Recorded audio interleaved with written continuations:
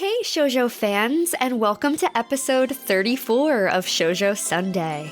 This week, we are going to be discussing episodes 19 through 21 of Ouran High School Host Club. Let's dig in. Watashi no kokoro ga Alamode baby, I'd make you more than happy. Kedo yukuri shiyone, brain freeze, go chewy. Dekiru kana handle me. Takasugi calorie, sugary, jo amai. Feeling with you next to me, baby. Okawari ne, shiagare. Okay, so jumping right into episode 19, here is our soft serve summary brought to us by Wikipedia. The Lobelia girls kidnap Haruhi and bring her to St. Lobelia Girls Academy, where they dress her in uniform and invite her to join the Zuka Club. She refuses until she learns that Benibada's late mother would be disappointed in Benibada for canceling the show. Meanwhile, the host club freaks out when they visit Ryuji and learn that Haruhi is with the Lobelia girls. They infiltrate St. Lobelia, spy on Haruhi's rehearsal, and pretend to be fans of Lady Benibada in order to get close enough to Haruhi to rescue her. During the actual show, Tamaki overhears that there's to be a kiss scene, and when Benibada speaks lines about revenge, the spotlight shines on the hosts and Haruhi's dad. Kyoya, in the meantime, has charmed his way into the control room and taken command of the technical console, having the image of Haruhi kissing Kaneko at the dance party projected onto a large on-stage screen for the world to see, thereby thwarting Benibada's hope to steal Haruhi's first kiss. The episode ends with the Zuka Club and the hosts chasing Haruhi around the stage. And that's our, really interestingly written soft serve summary from Wikipedia. So, Chika, do you have a theme for this episode? I feel like my themes are mostly gags, to be honest. Okay. I have two. So, one is, if you see someone kidnapped, call the police. Fair. And then the other one is Kyoya saves the day in the easiest way possible. Yes, I agree. I actually don't have a theme for this episode because I wrote it's too chaotic for me to pick out a theme. There was just too much happening. I didn't know what a central message was for this episode. Yeah, same. It's like, I feel like the themes that I came up with, it's just certain sections of the episode. It doesn't encompass all of it. Yeah, no, I know what you mean. Do you have any sprinkles on top? Nope. Do you? I do. It's nothing deep at all. I put that the Lobelia girls quote-unquote capture Haruhi in the exact same way that the twins at Tamaki did on their way to, I think it was, Kyoya's resort. Oh. It's like target captured, and they put her in the car in the exact same way, so I thought that was funny. Yeah, I mean, they were a little reminiscent of one another. Yeah. My second sprinkle on top is that the stage at the Zuka Club looks like the stage in Kageki Shoujo. Yes! With the bridge in the front and all, because you were saying in one of our last Ouran episodes that they're based off of the same theater troupe, so I thought that was a really cool little thing to notice after having seen Kageki Shoujo. They did it again. Hold on, because now I have to look it up because, it's Takarazuka Review. That is the Japanese all-female musical theater troupe that Kageki Shoujo is based off of. And I guess Ouran also based Lobelia's stage off of this review's stage as well, because they have this silver bridge. I was like, oh my gosh, look at me look at us retaining information. We're becoming anime scholars over here. Yes, it's amazing. Yes. So let's jump into Floats Your Boat. Chika, what's one of your likes? Okay, so one of my likes is that the host club goes to Haruhi's house and they sing her a song to let them in. Yeah, that was adorable. I will be honest, though, I did have that in Banana Split just because they showed up unexpectedly. But I love that they, one, sang and two, showed up with sweets. Yes, and then they ran away and Ranka rolls them as if they're like a ball of dough back into the apartment. Yeah. Yeah, so I thought it was cute. Although, you're right, I don't think that I was paying as much attention, maybe, because I thought it was planned, but if it's unplanned, it's like... Oh, that's true. Y'all need to start telling people when y'all are going to their house. Yeah, you gotta send a text at least. Right. People have things to do. Yeah. Yeah. I mean, it could have been planned, like, off-screen. Although, I mean, then they wouldn't have been so surprised that she wasn't home, I guess. Oh, no, I don't know. It was all everything was very sudden about her going to Lobelia. Yeah, I mean, she was going to the supermarket, right? So I think if it was planned, then she would have already went. So she'd have been there. Yeah. I don't know. The first thing that I put into Floats Your Boat was just the insanity of the fangirls of Benibata / like the Zuka Club. In particular, I wrote down this line because, oh my god, there's this fangirl who comes up and she made Benibata a bento, a little lunch, and it has those little hot dog octopus critters in it. And she's like, "You're just as red and adorable as the octopus. Do you perhaps wish for me to feast on you?" And oh my god. Yeah. That sent me completely. I was just like, she said that girl looked as adorable as an octopus weenie. An octopus weenie. It can be, I mean, I don't know. I guess cute in not like an actually cute way. I mean, I feel like if it's like artistic and small and like edible, it could be cute. I can't see it for that. I'm sorry. It's like, girl, she just called you sausage. What? Like... She just called you sausage. She did. She called her sausage. You remember sausage party? That actually is dark. I don't mean to go there. Oh, no. Yeah, it's okay. But ixnay the sausage party reference. Oh my god. It was funny. It was funny. So I did have it in Floats Your Boat, but like, you can't just call me a sausage. No. Like... If I was like idolizing someone and I made them a lunch, I don't think I would want them to compare me to it. Right. Yes. There are better compliments for sure. Yes. Actually, this brings up the fact that, you know, I know some people, they love a franchise so much that they do want to eat it. What? Yes, they'll see cafes and it'll be like, oh, have Sailor Moon rice. And it's like shaped like her head. Or like, oh, here, eat Pikachu onions. Or, well, not onions, but like, you know what I mean? Pikachu sausage or something like that because it's shaped like Pikachu. I have never understood that. That's beyond me. Yeah, I mean, it's fun to, like, make art out of food, but I like, holiday-themed things. It kind of reminds me of, like, when I was a kid, though, too. Getting those popsicles from the ice cream truck that look like SpongeBob or, like, Jigglypuff or something. Yes, I was never that girl. Oh, no. See, I don't know. I don't want to say, like, it sounds weird to say eating a franchise like that. It really makes it sound creepy. But I also just love themed things. Like, if you invite me to a party, I'm going to be 10 times more excited if it has a theme. So, I mean, I guess I could kind of get behind food that way, too. Like a theme. We love a theme. I just can't eat themed food. I don't know. It personally gives me the ick. Not that I'm saying that other people can't do it. It's just that I'll be the one saying, okay, where's the regular, like, weenie and not the cutesy octopus weenie? That's fair. To each their own, for sure. You know what? I would honestly really love to ask the listeners about this, if they can get behind themed food or not, because this is really interesting to me. Yeah, like, let me, are you like me? Are you like Giana? I'm going to put that as our poll on Spotify, but also please tell us on social media, like reply to the episode announcement, because I really genuinely want to know. Yeah. Would you eat your favorite franchise? Would you eat your favorite franchise? Would you eat them? Yeah. I might not word it that way, but... Well, yeah, no, I mean, no, but... Would you feast on your favorite franchise? Like, yeah, like, man, Sailor Moon's hair, it just gets me. Like, would you do that? Oh my god. Anyway. Yeah.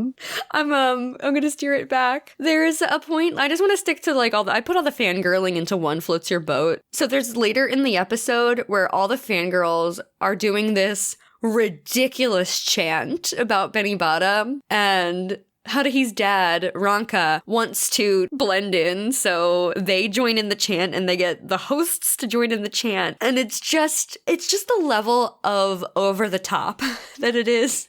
Like, nobody's that idolized in high school.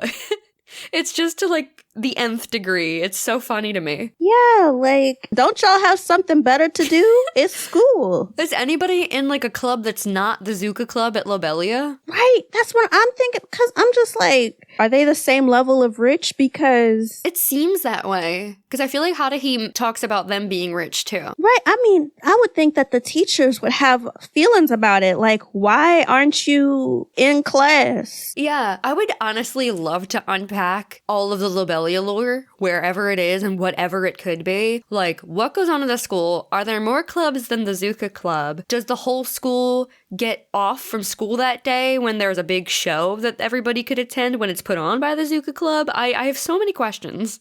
There's so much, because it's like that level of fandom, and you just have other students protecting you. Like, wouldn't you just hire bodyguard? Right. Again, we ask the question, where's the faculty? Where is the faculty? Is it a series if we don't ask that question? Right. Is it an anime if we're not asking that question? Like, where is there an adult? Yeah. What's some of your likes? So when Ranka is like filled in that Haruhi was actually kidnapped and she didn't know those girls, you see like steam coming out of Tamaki's head like he's a tea kettle when Ranka's like, oh, what if they kiss each other or something? Yeah. That's actually what I had next. Like, Tamaki absolutely loses his mind at the thought of Haruhi kissing somebody. Yeah, it's just, it's hilarious. I guess a slight change of scenery. I love that Haruhi finally gets irritated with the Lobelia girls. Yes, it's so refreshing to see that. Right, because like, I don't know why I put it in Banana Split. I mean, you know what? I do understand why I have that second thing in Banana Split. But I was glad that she was irritated because it's like, girl, they're monopolizing your time too. And I know that when you enter clubs in high school, that sometimes that means that part of your like weekend might be dedicated to the club, whether you're doing theater or you're doing a sport, because people, you know, they'll have plays on the weekend or they'll have matches or whatever else and stuff. Mm-hmm. But honestly, when you do not have any plans on doing school related things and then you get caught up in it, I 1000% understand why Haruhi was so pissed. I wanted a little bit more of that, to be honest. Yeah. And it's for sure, like, I don't want to say refreshing again, but, like, it's just really nice to see her finally, like, push them off of her when they're all over her, like, hugging all up on her again, like they were in the last episode they were in. Yeah. It's just so good to see her be like, no, actually, like, get off of me. This is my personal space and you're invading it. Right, because, I mean, in the host club case, at least she knows them. She does not know those girls. No. Like, who are you to kidnap me? Yeah, and this is literally the second time she's ever seen them in her life. Yeah. I have a speculation.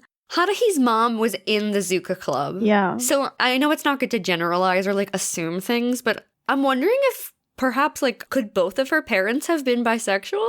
Because I know that in the manga, Ranka is bi. I never had thought about this before I've seen this episode. I know, like, a lot of the Zuka Club girls seem to lean towards, like, being lesbian, so I didn't know if perhaps we could think about maybe Haruhi's mom being bi.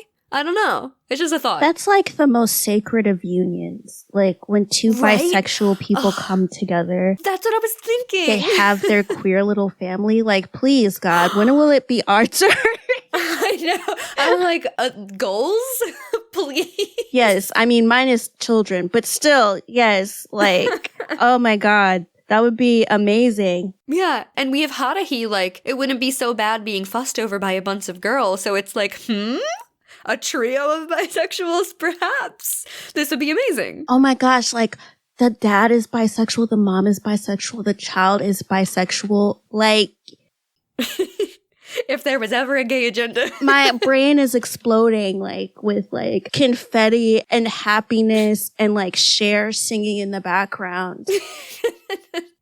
Yes. Oh my Yes. goodness. And Robin. Yeah.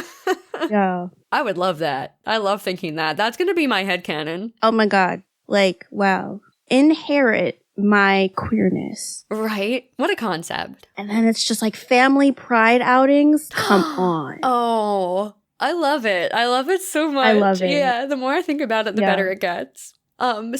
So next I have in my floats your boat, oh my Lord Frederick. Yeah. She is wooden as hell. Oh my god. Oh my god, like exactly like a robot, like they were saying. Yeah. It was funny. They were just like, she's like a daikon. Is that onion or is it a radish? A radish, yeah. Yeah, so they're just like, she's a radish. She's a robot. And they literally show her as a robot. And I love how during the scene, Benny Bada is going on this really long monologue about how she's dying and how he's just like, this guy sure does talk a lot for someone who's dying.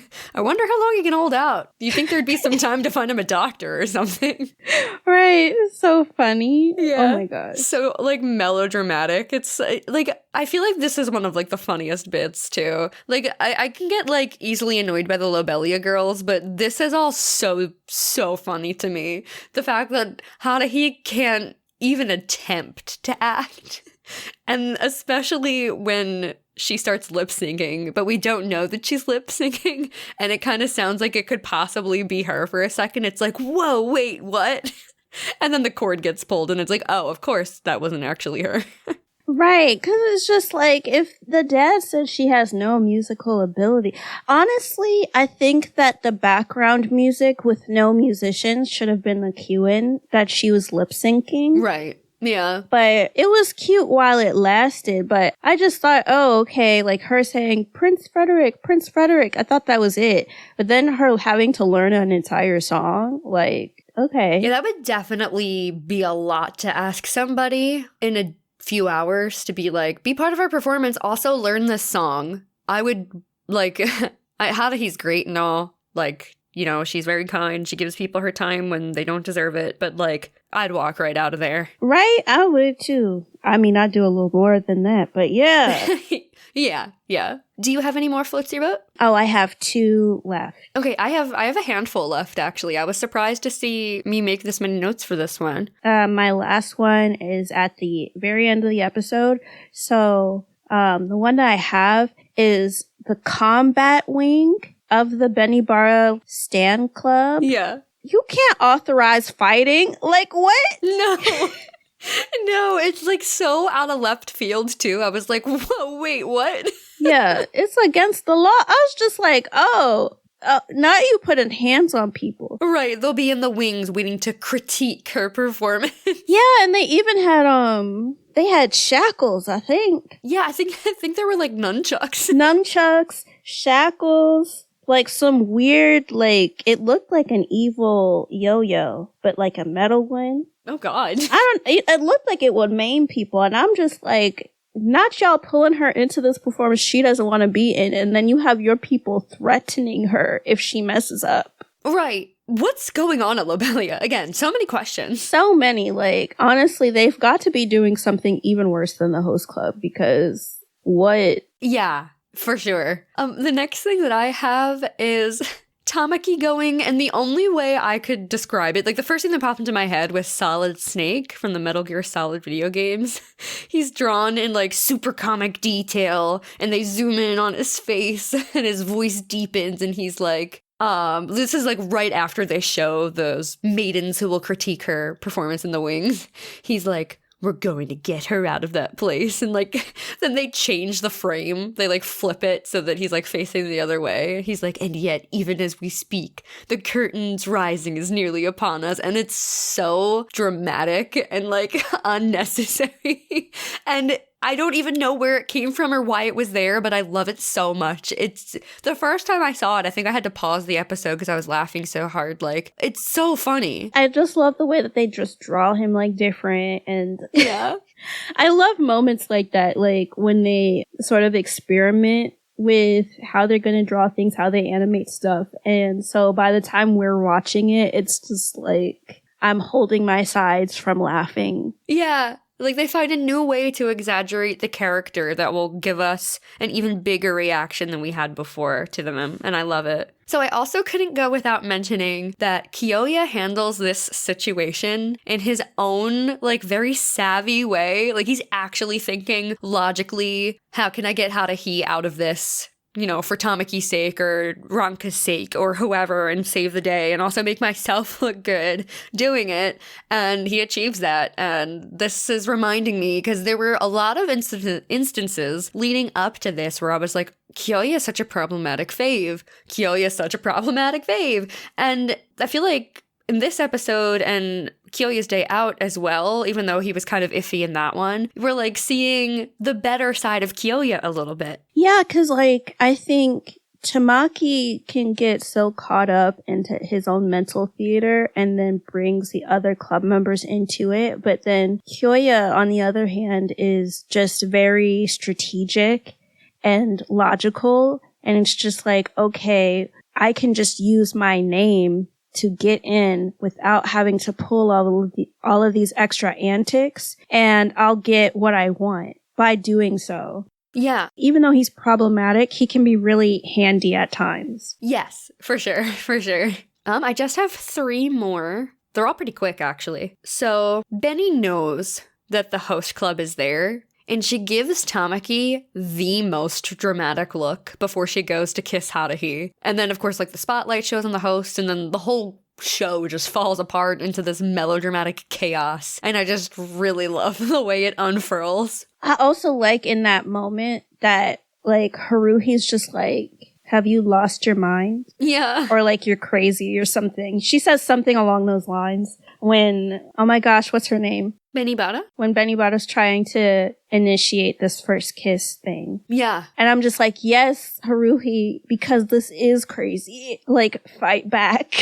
It absolutely is. Like, what an insane plot to just kiss this girl. That's terrifying in a way that, like, this was pretty much drawn up so that Benibara could kiss Haruhi, but I guess that could be a different segment. Like, I just thought of that right now. Do you have any more floats your boat? Because I just have like 1-2 more ish. Yeah, my last floats your boat is I love everyone jumping on Tamaki like he's a carpet. Yeah. I felt bad for him, but it was still like funny because it's like Haruhi is able to escape from Benibara because everyone finds out through Kyoya that she's already kissed a girl before. Yeah. Including Ranka, who does not have a favorable reaction to that, No. but that's in a different segment. Yes, it is. And so then Tamaki's just like, jump down and I'll catch you. Mm-hmm. But it's like, you're not catching Haruhi on her own. You're catching Haruhi in this big ass costume dress. Yeah. So then she lands on him and it's just like, ooh, like, okay, splat. It's rough. It's rough. Honestly, the first time I watched Ouran, I remember that moment. Well, first of all, he slips on a plot banana when he goes to save her initially, which is always great. That always gets me. But then he's like standing there and she's on this platform. He's like, I'll catch you. And it like actually starts off so magical. I remember like I had like butterflies the first time I saw it. I was like, oh, I love this. And then of course she just like thuds down on it. But it's like, of course that would happen. Like, anybody catching somebody from that high in, like, that huge costume, like, it's not going to end in this cute romantic way. Like, you're both going down. Right. Nah, like, you're going down. Then Benibara came and jumped on Tamaki. Yeah. I'm just like, you get no peace this episode, do you, Tamaki? Right, like, just like his teddy bear in the Honey's 3 Bitter Days episode, where it's just getting thrown down constantly. It's just a real reflection of that, of him in the flesh just getting like beat down. Poor boy. Yeah. Okay, so do you want to move into Banana Split? Sure. I just have one. I had sort of like 3. Okay, you can go first because I just have the one. So one of the things I wrote is just Haruhi, like, fight back. I'm not going to any school on my day off. Yeah. Like, I'm glad that she at least said something to stand up for herself, but I was kind of banana split about the fact that in the way that Tamaki is always falling for people's sob story, as long as you include, like, somebody's mother in it, then Haruhi also falls for people's sob story because she misses her own mom. And so it was frustrating because, you know, like we said, this is like the second time Haruhi has ever met the Lobelia girls. So it doesn't make sense for her to be falling for any scheme that they have because she literally doesn't know them. And it's just like, fuck your mom. Like, not really, but I don't know. I don't even know you. Yeah. She has no emotional attachment to them. At all. I mean, that's a little messed up, but still, like, Haruhi's a girl, like, you could literally fight back. Do what you have to do to get out, because people just randomly kidnapping you, which I guess, actually, no, you know what, let me not keep going on that thought, or we'll get into, like, ice cream, you scream. Yeah, yeah. I honestly pretty much had the same thing in Banana Split. The only reason why it's in Banana Split was because, you know, when Haruhi initially says no, it's just the girls holding that really theatrical pose, and a fanfare plays like 3 different times. And I thought that that was really, really funny and like really well executed. But just the fact that they were coercing her into being part of the play with feeding her these, I kind of assumed to be dramatic lies, the way that Benibata kind of takes her hand down and like glances at Haruhi to see if it's working. Yeah. You know, they're just playing directly into the loss of her mother, and it's like really infuriating, honestly. Yeah, and I feel like, you know, if you have this major play going on, why do you have time to kidnap people? It didn't have to be Haruhi. Like, why? And I like literally put it, I was like, why didn't they get Octopus Weenie Girl to do the role? Yeah, I mean, almost anybody could have done it better than Haruhi, so. Right. She didn't even do it well, and it's just, but yeah, so. Yeah. The last one that I have is Haruhi's mom being in Zuka. I was like, oh, that's not expected. But I mean, now that we kind of started talking about, like, her family being the bi-Trinity. The bi-Trinity. It's not really as much Banana Split. I feel like it's more like Floats Your Boat Banana Split than it is like just Banana Split by itself. Yeah, yeah. I'm on the same page as you. Yeah, it's kind of like, why was she in the Zuka Club? What kind of person really was like Haruhi's mom, you know? But I really just want to envision them as the bi-Trinity. Yeah, that should be a t-shirt. That might have to be the title of this episode. Right. Or a t-shirt. A t-shirt if we ever make them. Yeah. Justice for Yukimura and the bi-Trinity. Yeah, and the Sega High School staff t-shirts. Right, yeah. Oh my god. Yeah. Is that all your Banana Split? Yeah. Okay, so let's move on into Hot Fudge. I just have one Hot Fudge. Okay, I didn't write it in Hot Fudge, but we probably have the same idea. I'm sure we do. Ranka is upset that Haruhi's first kiss was at the dance party in episode 2. They're saying, is this what they're doing at that degenerate host club or something? Which, like, that on its own is, like, none of her father's business. Right. And I didn't fully unpack that aspect of it, but the main thing I had a problem with in this scene, I mean, and again, I'm watching the English dub, so maybe it wasn't, it was probably just as bad in the sub, but the Hitachiin's reply saying, that's kind of ironic coming from their, like, T-slurred, T-word we don't use anymore, father. And, like, I was watching it, and not to, like, pull back the curtain too much, but I was watching this the day after Trans Day of Visibility, and the suggestion that not conforming to the gender binary or that being trans is degenerate behavior or wrong in some way, like, highly upsets me. I know and love so many fantastic trans people, and again, we love Ouran, but it has some problems, and this is most definitely one of them. I feel like as much as we like Ranka, I just feel that every time they're in an episode, we just get these jokes that are more harmful than they are funny. Yeah. The twins, as we also see later on, in general, take things too far, like, all the time. And so with this, it's just like, they shouldn't have said something like that. And I hate that, like Gianna said, we do have trans family, within our community and stuff. And I would never want them to feel as if they can't be themselves, or them being themselves means that they're less than or they're a degenerate.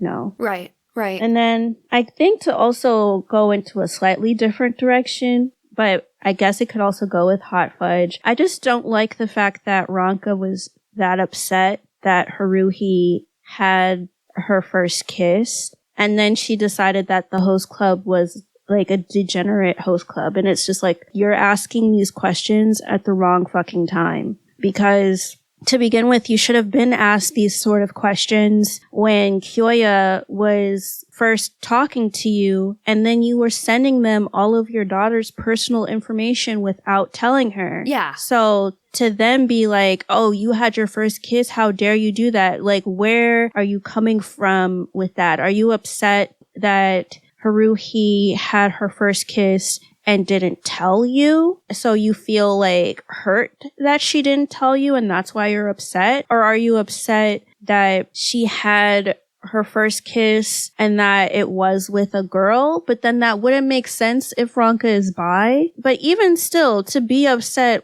why? What does it have to do with you? Because to be honest, I think unless your kid shows up pregnant, I personally don't see the reason why you would be upset. I mean, I guess in the event that your kid is having sexual relations with somebody else, then at that point it's just more of, okay, do you know what you're doing? Are you using protection? Okay, let's have a talk about the different types of protection, because you don't want to just have your child be having a child. But I think it's just really invasive. And I didn't like the fact that Ranka was so upset. It didn't make sense to me. No, and also I was just also thinking while I forget what exactly you said earlier that made me think. Oh yeah, when Ranka is just giving stuff and information over to Kyoya, it makes me wonder if Haruhi's trust with her father had been broken before, and therefore she has a reason not to tell them a lot of things. Maybe she doesn't want to share all of her details with her parent if for some reason she doesn't feel that she can. So I don't know, that's just where my mind went. Right. No, I fully understand that too, because in my own situation, if I could help it, I would not tell my parents what I'm doing. Well, not what I'm doing, but if I'm going somewhere or whatever, because suddenly it's I'm dealing with a taskmaster of, oh, okay, well, what time are you going to get there? And then suddenly, well, what time are you going to get back? Yeah. And all these questions. And it's I know that some people it's to show that they care or whatever, but it's I'm a fully grown adult. I do not need somebody to micromanage me being out. And I also don't like to deal with people that assume that something bad is happening to me if I don't drop everything that I'm doing to respond to a message or an inquiry. Yes. Yeah, that can be a lot. It's very draining. And so I totally would understand Haruhi just not giving Ranka all of the details, because she knows how her dad is and she's managing their relationship in a way where it's acceptable for her. Mm-hmm. And I guess enforces her boundaries. Yeah. Yeah. That's all I had in Banana Split. That's all I had in Hot Fudge. If you had any, or did you want to move into Ice Cream, You Scream? I think this could just be one Ice Cream, You Scream. Okay, yeah, let's go to Ice Cream, You Scream then. I think in general it's just Ranka, but I said women also kidnap people. So Ranka needs to be doing a better job, because when they play the flashback, you can see that Haruhi does not know them or doesn't want to go with them. And so I didn't like that, because I'm just because they're women doesn't mean that they're not capable of doing that. Yeah, I mean, absolutely. A slight side note, but why was Ranka so violent with Tamaki? I know you don't like him, but Jesus. Yeah, it's definitely a lot directed specifically at Tamaki. I feel like Ranka sees Tamaki as their rival somehow, because it's like, and again, it's like because they're the main ship, supposedly. I don't want to put words in people's mouth, but like their end game is what I've heard. I've never finished the manga, so they're both like. I mean, at this point, it's like they're in competition to be Haruhi's father, but there's also which is God, but there's also the undertones of like dads being aggressive towards people who want to date their children as well. So I feel like they just amped it up real high and made them like super rivals. Right, but I think for me, because like I know that that's a trope in and of itself of like having the dad be against or super aggressive with the boyfriend, but I just think, save that for when they fuck up. Like, oh, for sure. Yeah, it's definitely unnecessary. I agree with you. Yeah, but that's it. Okay. So again, I keep trying to bring up my very initial reactions when I first watched the show back in like 2012, 2013. I'm pretty sure I rolled my eyes so hard at just the sight of the Lobelia girls again. I can appreciate the bit a little bit more now, all these years later, and having seen the show a lot. And especially like on this watch through, there's a lot I really, really liked about this episode. But on my first watch, they annoyed the hell out of me. So that's why I just wanted to kind of honorarily put that into I Scream, You Scream. My second I Scream, You Scream, I mean, both of these could kind of just go together. It has to do with Haruhi's behavior at Lobelia. One, at any point, she could have said she already had her first kiss. And two, why did she even agree to put on a Lobelia uniform? Like, how did that happen? How did she just end up in one? I don't understand her behavior, because at some points she's, like, defending herself. And at other points, like this, why is she wearing a uniform? Why didn't she just speak up about her first kiss? I don't know. I feel like she can just be really passive at times when she can be aggressive. Yeah. I don't know you and you're telling me to change into your uniform. If I had my special twin cell phone, I'd call the police. Yeah. I'm not changing into anything. Like, and in that, it's like, what is the point of having her change into the Lobelia uniform if you're just going to have her change into whatever costume for this play? I think it's just manipulation. Just like, oh, can't you just see yourself in this uniform? Doesn't this uniform feel so good on you? Just to sort of get into her head. Oh, yeah. You know what? This reminds me of something I meant to say in Hot Fudge, but I forgot. I think that the Lobelia girls are actually worse than the host club. Oh, yeah. Because to kidnap somebody and then try to take their first kiss to get back at a man, what the fuck is that? That's unhinged. Literally unhinged. I mean, meanwhile, it wasn't Haruhi's first kiss, but it's like you're literally saying you would steal this girl's first kiss to get back at a man. Yeah. Then how can you even attempt to say that you're better than them when you're even worse? Yeah, and it reminds me of the way Benny Bada worded it in the last Lobelia Girls episode, saying that they would be back for Haruhi like she was a thing to reclaim. So that's like treating her first kiss also as a thing to claim and not, kind of an important thing in a young person's life. I feel like that's a milestone that they decide it feels good for them to do it at that time with that person. And instead she's seeing it like this thing she needs to claim, and like that's disgusting. It is disgusting. Like, how dare you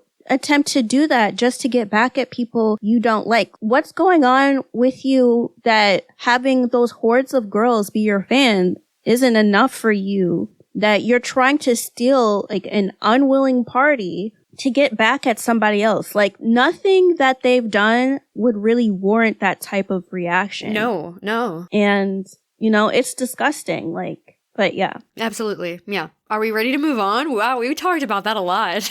Yeah. I don't have nearly as many notes for the next episode, so. Same. I have even less for the third one. I have a good bit for the third one, but we'll get there. We'll probably get through it quick. Here's episode 20, The Door the Twins Opened. Our soft serve summary brought to us by Wikipedia. As children, the twins had a maid they adored, but who was, in reality, a thief.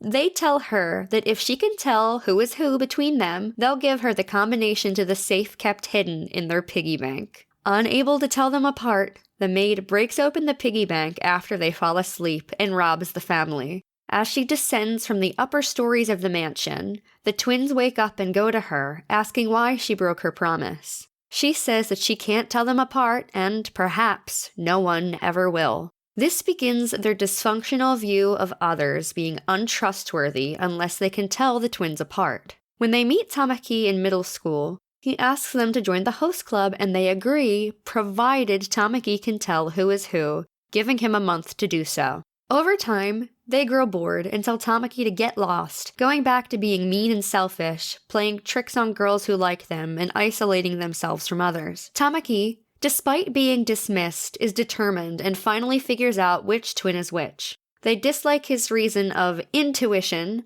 but Tamaki helps Hikaru and Karu understand that it's okay to be who they are, but if they remain isolated, they'll never meet the person who can really tell them apart. The twins decide to be part of the host club and enter, as usual, together. And that's our soft serve summary. Chika, do you have a theme idea? I said persistence is key. Oh, I really like that. Yeah. I put, seeing someone for who they truly are means more to them than you'll ever know. Oh. I know, my heart. I have a few Rocky Road points for this episode. To be honest, this episode was more of a banana split for me, but I can see why there are Rocky Road moments. Yeah. So let's get into Floats Your Boat. I have one. What do you have? I have two. Okay. Awesome. I told you this would be quicker, guys. I said the gender reveal hair color is back. Yeah, it is. It is when they're like dressed up as girls. They looked cute, but yeah, it's kind of interesting if you think about it. Did they like think back to that time when they chose what color to dye their hair in the twins fight episode? I wonder if they did, maybe. Or even just like subconsciously. I like thinking of it like that. Yeah, I think they would do it that way. Yeah. So my one floats your boat is just that Tamaki is persistently kind to the twins. It's like sort of to get them to join his club, but he also seems to be genuinely interested in being friends with them and interested in them as people. He really takes on the challenge of trying to figure out which one is Hikaru. I don't know. What? It seems like you feel differently. I feel differently because, like, okay, compartmentalizing, I understand why it's floats your boat, because for Tamaki to be kind in the face of utter, like, rudeness, that's a level of patience that I don't even know I can obtain at my big age. Right.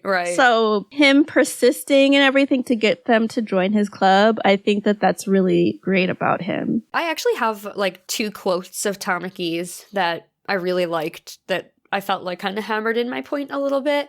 At the beginning of the Which One is Hikaru game, he tells them that it's still too early for me to tell, which I feel like is him recognizing that he would have to just get to know them better to tell them apart. And I just like that he recognized that, you know, it's about them as people, and the more time he spends with them, then he could see the subtle differences and stuff like that. And the other thing he says towards the end, I think, of the episode, I think it might have been when he said that it was intuition, and they said something about what he said was contradictory. I'm sorry, guys, I watched the episodes a while ago before we recorded this, if I got that part wrong. But he says to them, you too are contradictory. It's what you call individuality, knowing that they're different people, yet they look so much alike. And I really liked that quote from him too. Yeah, he did a really good job in building this little family and everything, and like saying certain things that like really stuck with them after they stopped talking to him, or like not stopped talking to him, but after like it was a different scene and they were somewhere else. Yeah. The last floats your boat that I have is that I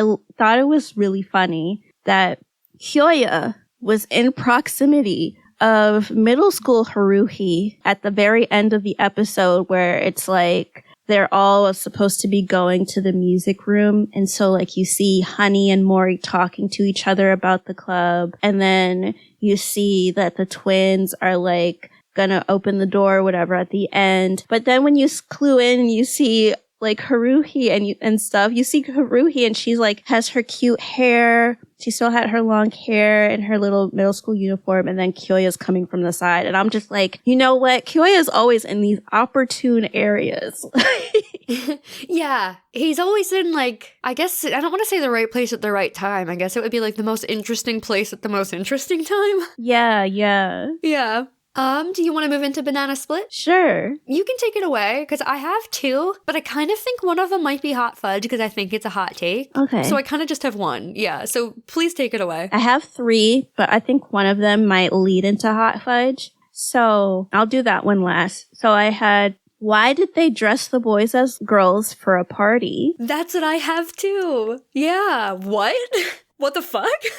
Did they ask, or were you just doing it? And then if you're just doing it, for what purpose? Right. All I could think of was that their mom's a fashion designer and maybe she like did a children's line and wanted to put them in dresses and stuff. And it's like, I don't know. That seems like a lot. You could just buy dolls that are their size and then dress the dolls in those outfits. Because they weren't even cute outfits, guys. It was just like this weird Victorian maid thing. And then they had like blue and pink twin tails. And it's like, why are you doing this to them? Right. It's like they're already not great socially. So, yeah. I mean, I guess not so much yet, but like, don't like make people look at them weird further. Yeah, I think it would like make them feel further like ostracized, you know? Because why are you dressing them up like that? Is it supposed to be a joke?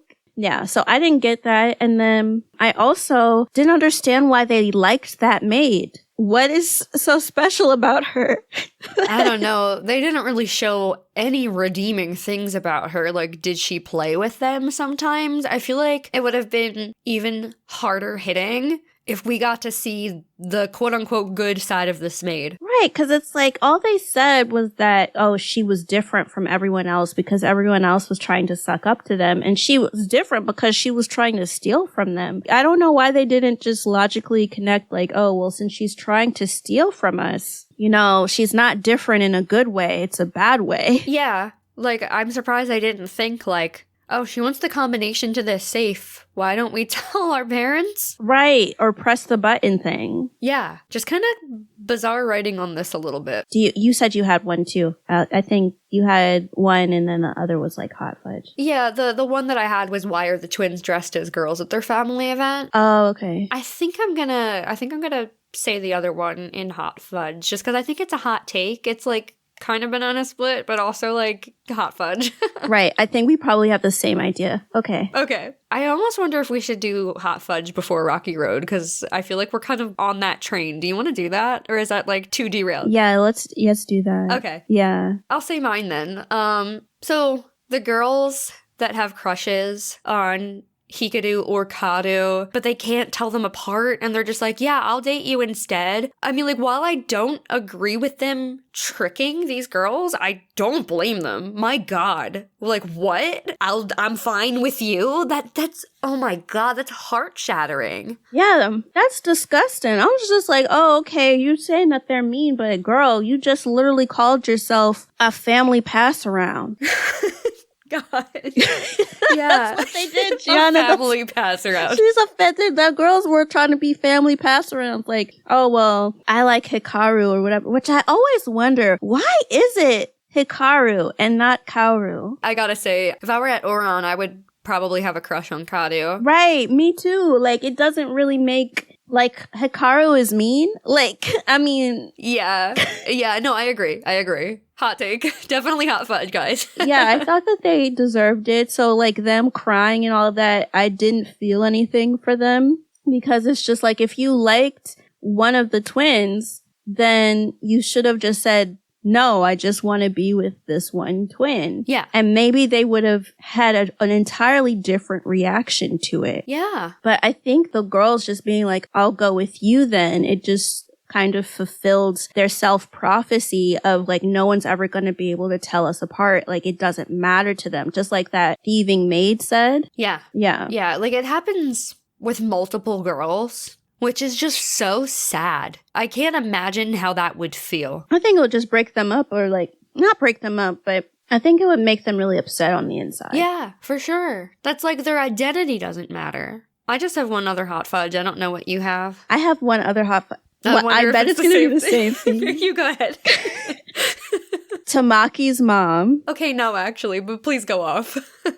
Okay, so first of all, The twins were entertained by Tamaki trying to tell who was who. And usually they use the game to like push people away. Like, oh, who's Hikaru, whatever. But I think for them to go as far as saying that Tamaki is illegitimate, that nobody knows where his mom is. Oh, yeah. Shit like that, just because you don't want to join his club, was so fucking unnecessary to me that it's just like, if somebody said that to me, oh, we're done. Yeah. We're done in a big way. Oh, for sure. Yeah. I don't know what it was about the twins that made Tamaki want to keep reaching out after that, because if you can disrespect someone like that simply because you don't want to do something with them, then it's possible for them to turn that energy onto customers. And then what do you do? It's really astonishing the way he persisted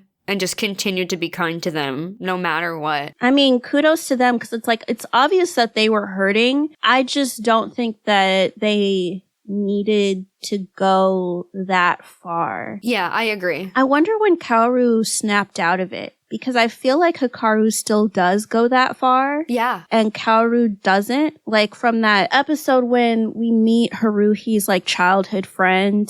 Yeah, Arai. Yeah. Arai, and then Hikaru's like going too far at that point. And I wonder when Kaoru snaps out of being that way and being the more reasonable one. Oh, I would love to know that. Yeah, it's like kudos to Kamaki, because it couldn't have been me. Because, like, you talking about my mom, and not only that, my mom has disappeared, and you're talking about my mom. We're fighting in the street. Yeah, no, I would definitely deem it not worth it after that. But I would really, like, not to harp on it too much, but I would love, like a Kadu's diary kind of thing. Like, I would just love to know his story. Not that I don't want to know Hikaru's. I mean, I'd be interested in that too, but just because, like, we see that Kadu is the more laid-back kind of mature twin, and I would really love to know sort of, like, what clicked and when. Yeah, me too. Let's move into Rocky Road. Do you have any, or is it just me? No, I don't have any. Okay. I only actually teared up at, like, one instance, but a lot of this was just stuff that made me think, like, deeper about it, made me feel like, oh, this is, like, really heavy, or it's like really sad, so I don't have to like delve too deep into it. I mean, the main thing is the way the maid just tells them, like, just to their faces as children, like literally traumatizes them. Truly, they were not able to interact with people the same way after they were told that people may never be able to tell them apart. Like that like destroyed their social growth for a really long time and still affects them to this day, like a decade later. That was like really heavy, so I put that in Rocky Road. It's so obvious that the twins are lonely and they're constantly disappointed by the which one is Hikaru game, and that they don't want to get hurt, so they keep people at a distance. And then there's this point later in the episode where Kadu breaks down in front of Tamaki, saying that they're the only ones who can tell the difference and nobody ever will. It's so sad that, like, that's his reality. Just, like, thinking of it in a finality like that. Like, nobody ever will, and believing that. And Tamaki's like, I noticed that you look so sad when someone guesses wrong. Which is, like, it shows that they still have, like, that little bit of hope every time. Mm-hmm. And they're disappointed every time. And he says to them, if you keep pushing people away the way that you do, they'll never meet the person who will come along one day and be able to tell them apart. And I thought that that was a very powerful scene. And we really got to see a lot into the heads of the twins and sort of like what a great friend Tamaki is and could be in that moment. And, you know, how they really could get along and grow together someday, some way, like somehow. Later in the episode, we see that flashback again, like at the beginning of the episode when they were kids, and we see the scene play out. And I think I might tear up at this when I watch it. When she guesses wrong, the first girl to play the Which One Is Hikaru game, they start crying unprompted, like not realizing that they were crying, and she's like asking them please not to cry, and that's like a knife through my heart. My God, so sad. Yeah, but you know, slight hot fudge to their parents, which I know that's kind of like mood shift, guys. I'm so sorry. Oh, that's fine. When you were talking about it, I was just thinking, you know, like when people have twins, I know like there's this penchant of having them dress the same because it's supposed to be cute, but honestly, like As a twin parent, you should be doing what you can to foster their individuality so that they don't feel like suffocated by it, right? Yeah. For the twins, it's like they only had each other, so I get it. But if they wanted to be told apart that much, and as a parent, I think you should be paying enough attention to your kid to be like, hey, you know, they're only friends with each other. They're not making other friends elsewhere. Like, who is who? And how can I make that different? Like, you can cut one of their hair different. You could do certain things so that you can foster their individuality. And I think that the parents have been so lax in that they just made it seem as if they are this 2-for-1 deal, and it doesn't have to be the case. Yeah. And I feel like it also says a lot with their mother being a designer. I mean, not that she has to make all of their outfits, but, you know, like, why wouldn't she try to do something original for her children at some point? Yeah. You know what? Better than that. Ask them what they would like. Right. Don't just give them the same things all the time. You know, I'm certainly not a twin. I'm not, like, very close with twins. So, like, I can't really speak for twins, but I don't think that constantly dressing them up as mirror images of the other is the way to go. Right. I think the same thing. I just had one more rocky road. So the episode ends with the twins opening the doors to Music Room 3 together the day that the host club formed. And I actually teared up because I'm too sensitive for my own good. Just like thinking about how they just made the best decision for themselves by doing that. Even though it's like, it's the host club, it's so silly, but like, they get to meet Haruhi through that, and she's that person who will come along one day and be able to tell them apart without really thinking about it, you know? And even them just being part of the host club helped them blossom socially because they were forced to interact with people on the daily and kind of learn how to talk to them and stuff like that. So I don't know. It made me really think about all of that, and I teared up because I couldn't help it. They became better people because of the club. Slightly better people. Yeah. So do you want to move into Ice Cream You Scream? I didn't have any. I think it was just mostly the hot fudge part. About the mom. I think that was kind of enough for me. Oh, okay. Yeah, so I don't have any. I just had a couple really quick ones. Okay. So there's actually one thing that I forgot to say during Hot Fudge. The maid really pulled a knife out on the twins' children. Ooh. Yeah, you're right. Yeah. Yeah, like she fully threatened them with a weapon, and they're so small. They're small children. What? Right. Like, literally go to hell. Yeah. Die. Like, why would you pull out, like, a knife on children? That's why I was so, like, I should have remembered that when I was talking about, like, why do they even like her? Because what? Right. Why? What is there to like about somebody that pulled a knife on you? Oh, I can't. That's wild to me. So I have two very quick Ice Cream You Screams. This is just a quote. Basically, they're going around the classroom and we're seeing people kind of gossip about the Hitachiins, and then, like, we're seeing it look like a page was ripped out of the screen, and those people are crossed out, essentially, meaning that the twins will not associate with them. And it's because they're overhearing people say, like, those Hitachiins are intimidating, but my parents want me to be friends with them.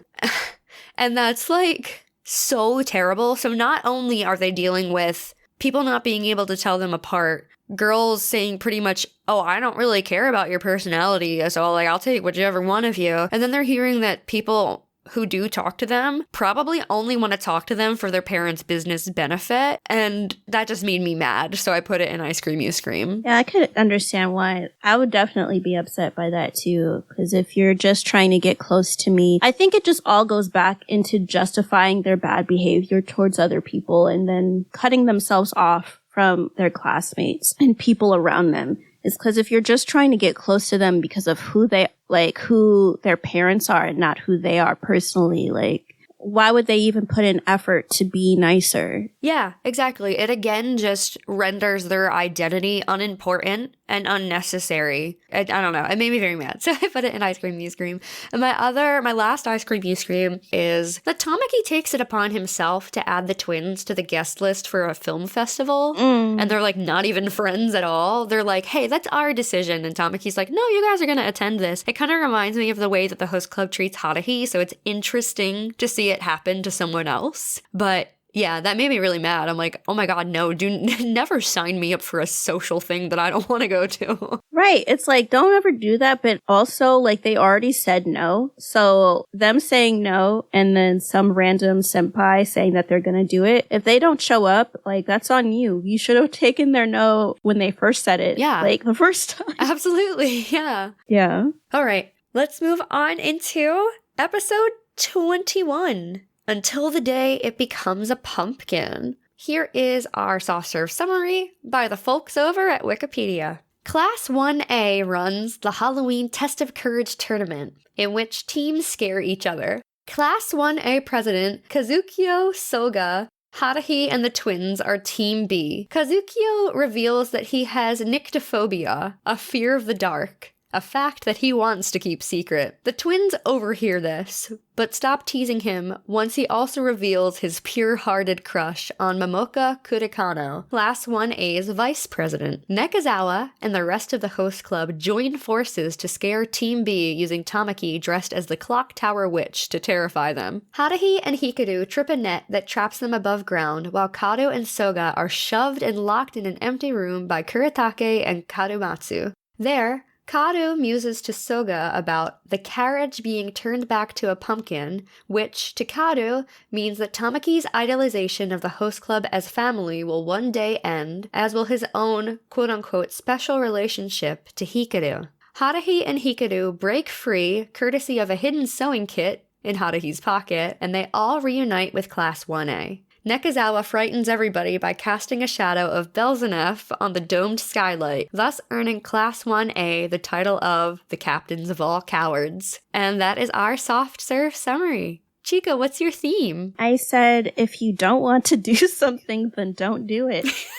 I really like that. I actually don't have a theme, so I appreciate that. I think this episode is just fun, spooky Halloween vibes. Yeah. Do you have sprinkle on top? I do, and I find it really funny that reading the soft serve summary from Wikipedia just now confirmed my sprinkle on top as being accurate.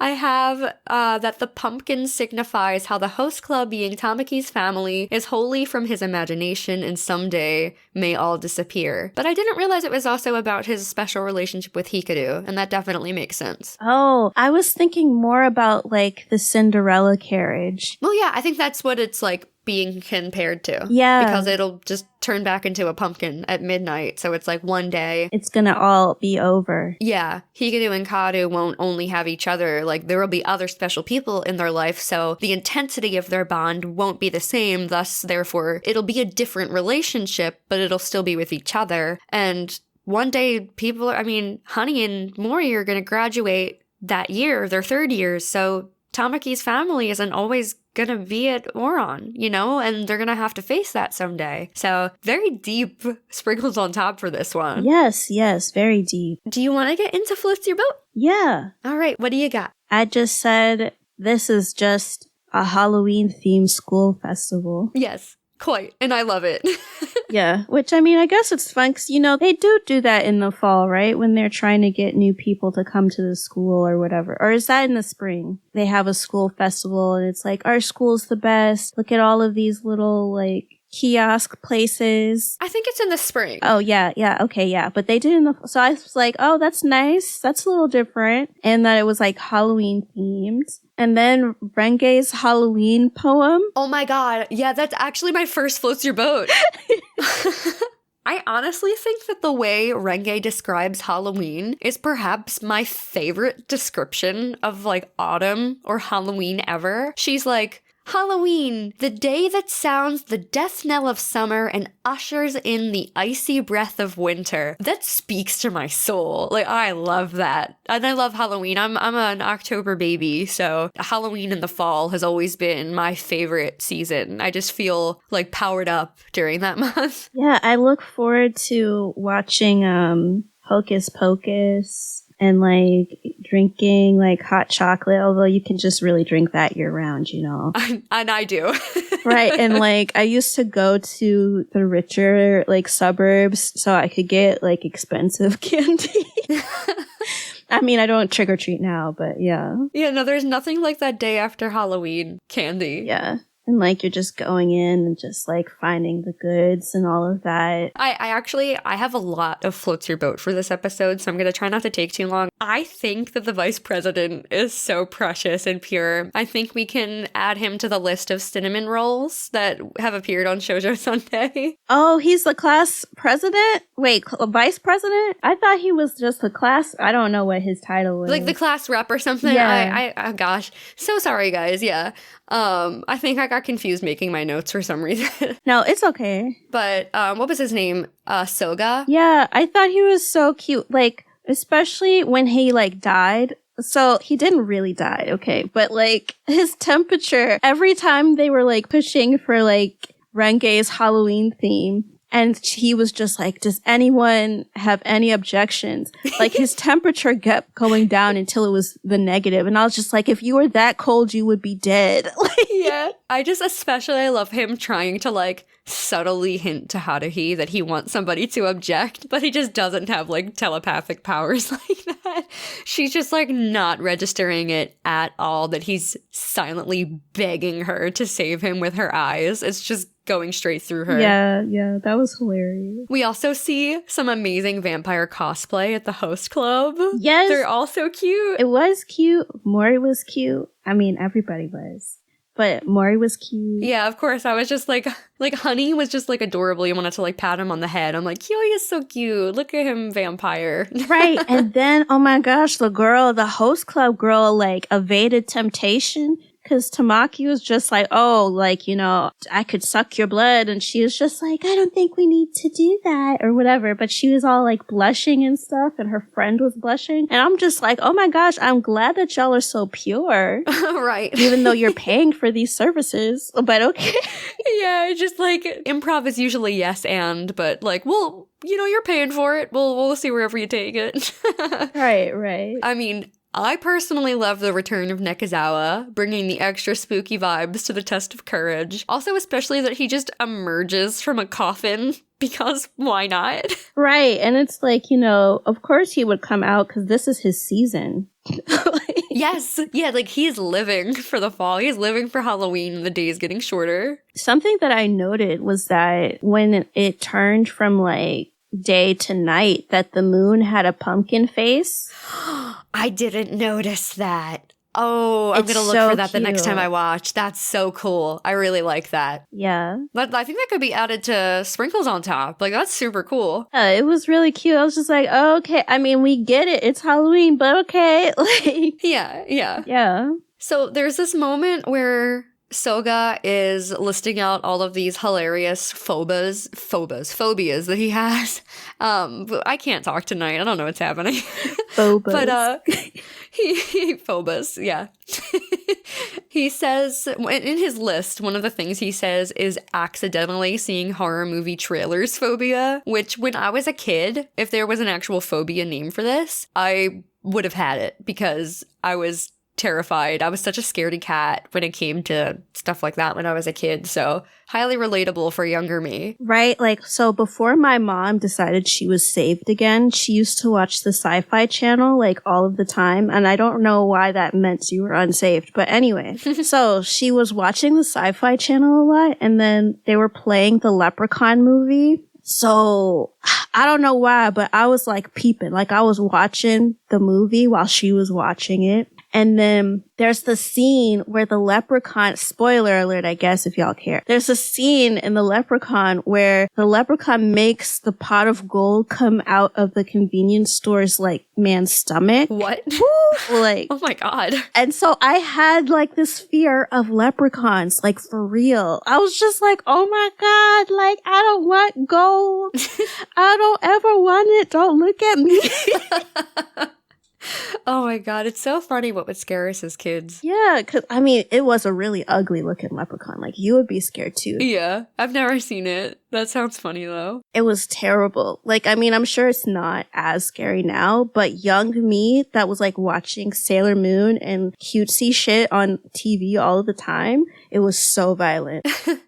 Yeah. We have a couple fourth wall breaks that I feel like I can't go without mentioning the fourth wall breaks because they're like my favorite form of humor in this. So when Haruhi is talking to Soga and He's telling her that he tried to give her a sign to object to the idea. A text box that pops up and says, telepathic ability 0. About Haruhi, and he literally just pushes it out of the frame so that he can keep complaining to her. And I thought that was very funny. And especially also in that scene, he's like, don't tell the Hitachiin brothers, and they were already there listening in. Yes, they scare him so bad that it's like he's a cat and he's trying to scratch the wall. Yeah. To get away from them. He's completely freaking out. Which is like another fourth wall break happened later when the twins are like sort of antagonizing him. They're scaring him. Haruhi like grabs the soul that like flew out of his body and throws it back into him. So like that's just another fourth wall break that's pretty silly. There is part of that scene that's a little ice creamy scream for me, but we'll get there. Of course, I mean, he has a cute crush on Kurakano. Like, of course it's Float Your Boat. How adorable. And it's the cutest love. He doesn't have the confidence to confess, but he's just happy that they're in the same class council with one another. Yeah. And like, since she was so excited about it, even though he wanted Haruhi to say something, like, he didn't rule it out at all because he wanted her to have fun. I thought that was just so cute. So I think it might have been at the test of courage when... Yeah, it was definitely at the test of courage when he's talking about his crush on Kurakano, and the twins are like, he has a heart of gold. Our powers are nothing against his wholesomeness. It's like super melodramatic. It's like they're villains. I thought that was very funny. A lot of this is reactionary to this episode because it's such a funny and a very fun Halloween episode. It really feels like, even though it's springtime when we're watching this, it felt like Halloween when I was watching this episode. I feel like they captured the essence of the holiday very well. They did. They made it so much fun. I think it was funny that, you know, Tamaki couldn't handle them just going off doing things by themselves. So he's just like, okay, team, let's like team up with Nekazawa to scare the living shit out of their class. But the fact that they did it right, and then you see Bezelnef in the shadow, yeah, and then everyone's soul like came out of them. I died. I was just like... Yeah. It's like, how could they not see that it was Bezelnef? They even, like, say that later. Yeah. Haruhi was like, I should have known that it was Bezelnef. or it was one of the twins who said it. I can't remember which one, but it was funny. You could just tell, but it didn't matter because they were already on edge, like, the entire time. Yeah. Yeah. So I just have one more Floats Your Boat. Okay. The host club showing up. And I mean, I guess that in of itself, I realized maybe I have different thoughts about. But just some of the events that happened.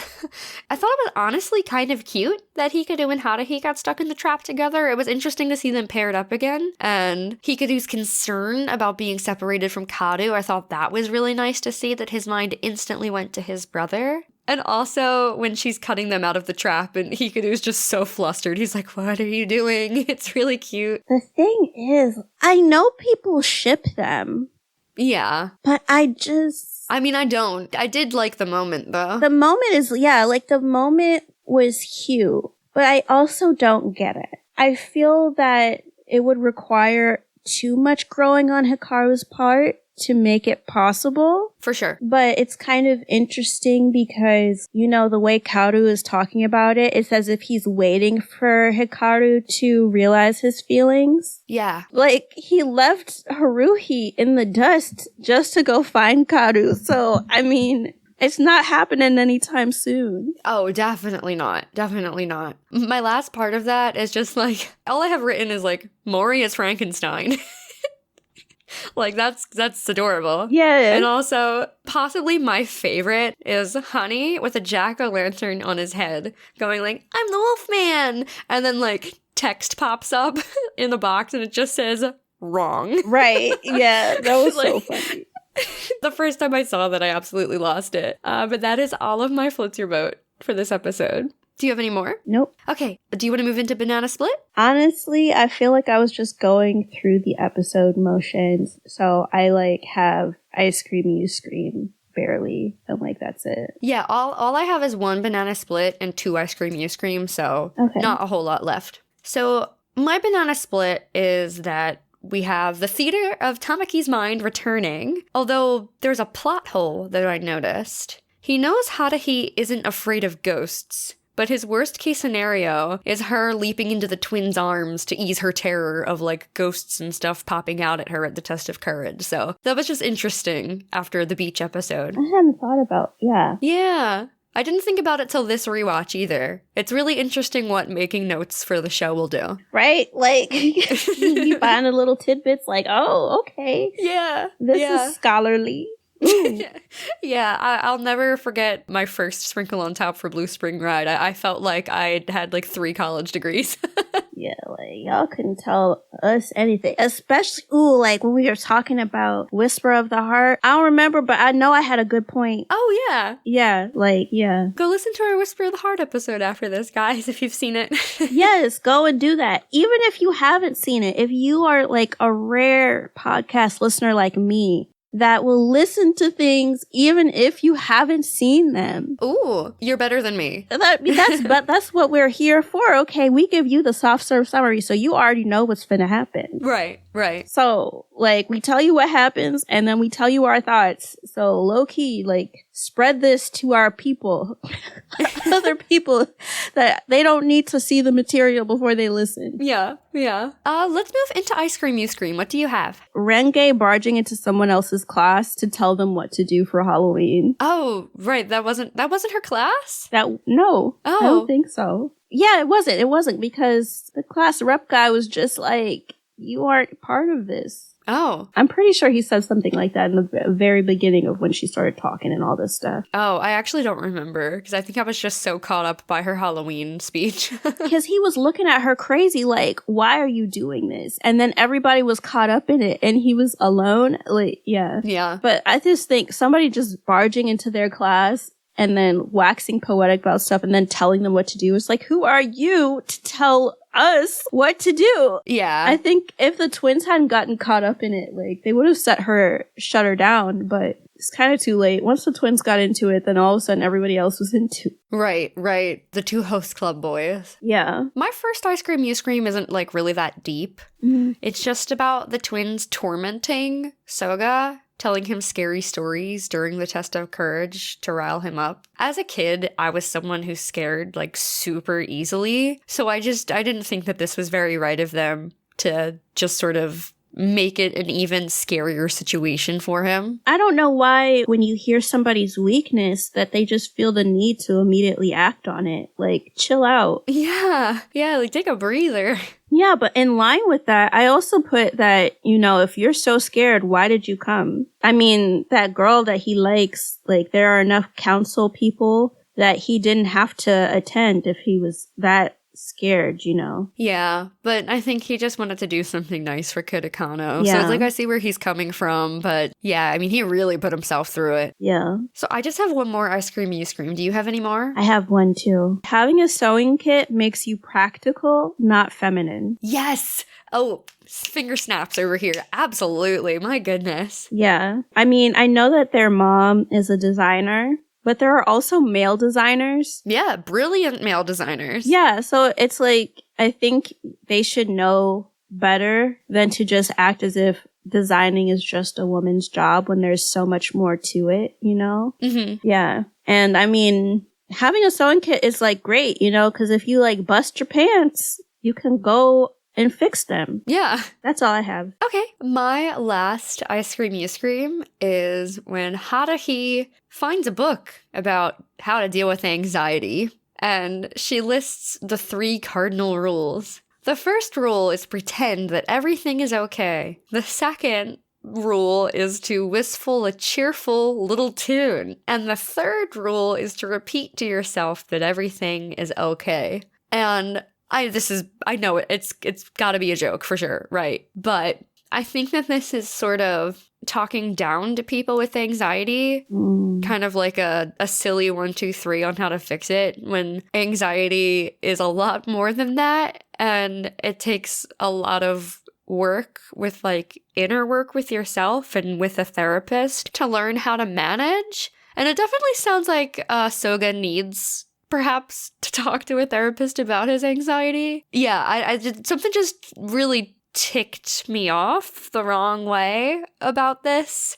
because I've dealt with anxiety and like we've been going a little long, guys, so I certainly won't get into it, but I've dealt with very strange anxiety that I know is irrational, but I somehow have to like deal with. And it's not something I really deal with much these days, but there was a time where I was like, I know this is irrational and it's like interrupting my entire life and I need to figure out how to do something. So it's like thinking about the way anxiety has impacted my life, and it's like whistle a cheerful little tune, like kind of makes me mad.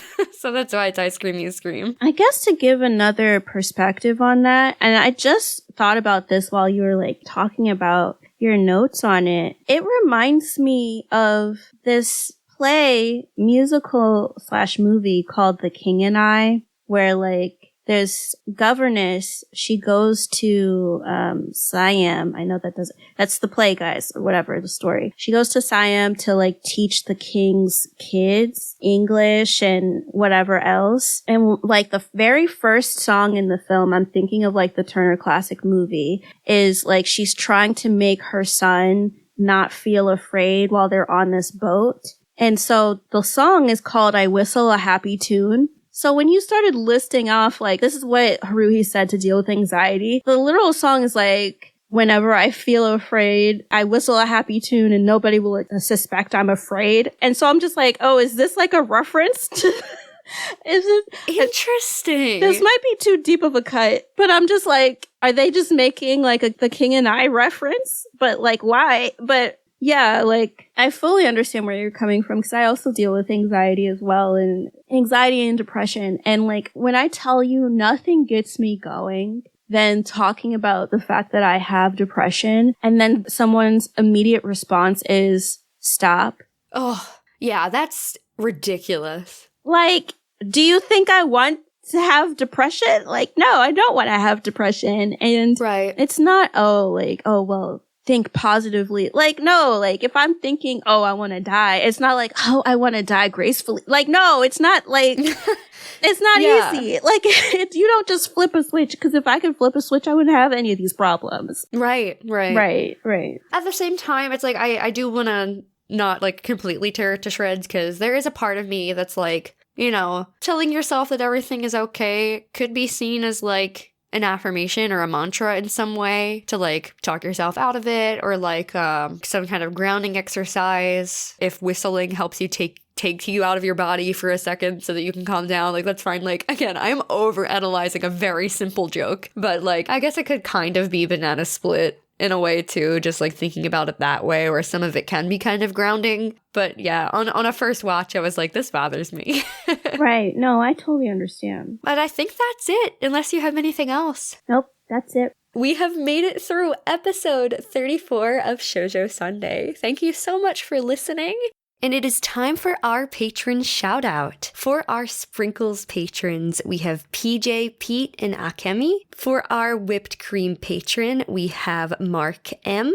And for our Hot Fudge patrons, we have Aaron, AJ, Mark D, and Mackenzie. Thank you all so much for being our patrons. If you enjoyed our review this week or any of our previous episodes, please consider leaving a 5-star review on Apple Podcasts or Spotify, wherever you're listening that you can put a 5-star review. We would super appreciate it. We will reach so many more shoujo fans that way. If you want to keep up with us on social media, you can follow us at Shoujo Sundae across all platforms. If you want to keep up with us personally, you can follow me, Giana Luna, at Giana_Luna_ across all socials. And how about you, Chika? You can follow me at Chika Supreme. That's Chika with a K, not 2 C's. All right, guys, we will see you in a couple weeks with our next few Ouran episodes. We'll see you then. Bye!